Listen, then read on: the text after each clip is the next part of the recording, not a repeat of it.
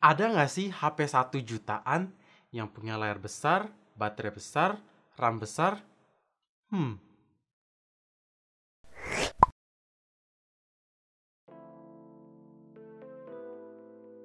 So guys, welcome back to Up to Date Alien Channel. Nama gue Greg. Jadi banyak dari kalian yang request kita untuk nge-review HP entry level lagi. Dan kebetulan Samsung baru ngerilis A02 ini. Kira-kira apakah HP ini worth it untuk dibeli? Make sure kalian nonton sampai habis dan langsung aja tanpa basa-basi lagi, let's check it out.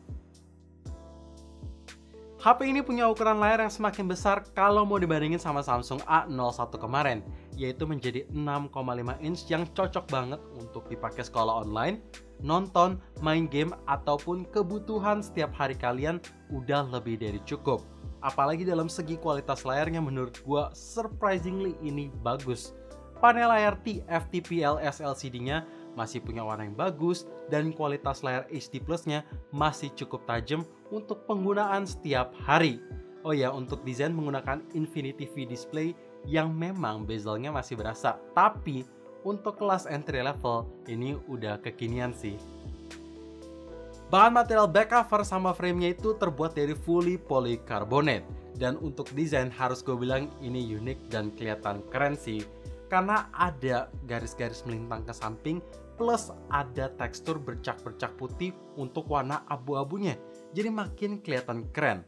Untuk feels, ini kalau kalian usap-usap berasa halus tapi ada berasa tekstur dan gak nempel sidik jari. Jadi bisa gue bilang ini HP yang paling anti sidik jari, yang gak usah sering-sering dilap lah. Gue suka sih, desainnya bagus, feelsnya bagus, dan gak nempel sidik jari cuy. Chipset di HP ini mengandalkan MediaTek MT6739W dengan sistem fabrikasinya itu 28 nanometer. Dan setelah gue antutu bisa hit yang ke 55 ribuan. Dan setelah gue coba uji pakai game PUBG, bisa dapat settingan smooth medium dengan konsistensi FPS yang memang kurang baik, jadi cukup sering frame drop, tapi frame dropnya itu nggak terlalu jauh, dari angka 24 turun ke 20. Ya, buat kalian yang suntuk belajar sesekali bisalah dipakai untuk main game PUBG. Dan untuk game Mobile Legends ini bisa berjalan dengan baik di settingan HD dan settingan high yang konsistensi FPS-nya bagus. Jadi kalau lagi di tempat rame, FPS dropnya itu jarang banget gua rasain. Intinya memang chipset HP ini bukan yang paling ngebut yang pernah gue coba untuk kelas HP entry level, tapi masih cukup reliable lah. Kamera belakang di HP ini membawa setup dual kamera dengan primary lens-nya punya resolusi 13 megapiksel plus 2 megapiksel depth sensor. Untuk hasil foto di kondisi daylight menurut gua hasilnya oke aja. Warna memang kurang natural tapi masih eye pleasing, detail masih dapet, dynamic range masih cukup berasa walaupun shadow-nya kurang dan saturation-nya ini terlalu overexposed. Sedangkan untuk hasil foto di kondisi low light menurut gua ini juga oke aja. Karena detailnya masih cukup kelihatan, minimal objek masih kelihatan ketika kalian mau foto di kondisi low light. Dan untuk noise yang nggak berasa, graining nggak berasa, pokoknya udah oke walaupun detailnya nggak setajam di kondisi daylight.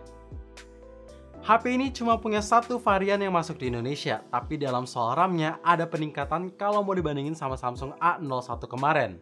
Dari 2GB sekarang menjadi 3GB dengan internal memorinya sama juga di 32GB.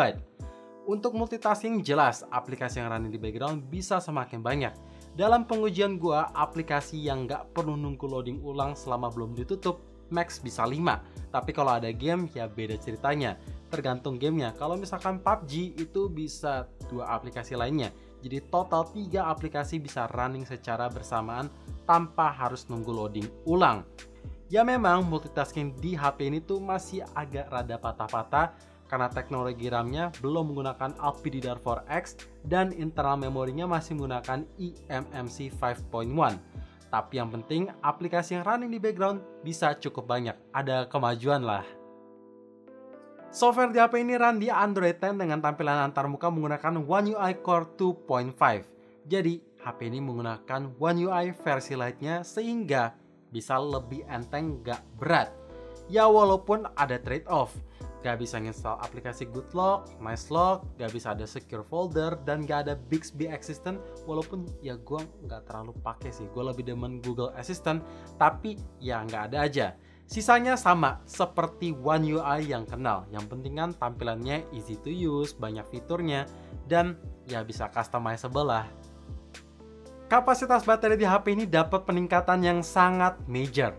Kalau di Samsung A01 sebelumnya hanya 3000 mAh, sekarang menjadi 5000 mAh yang emang beneran awet.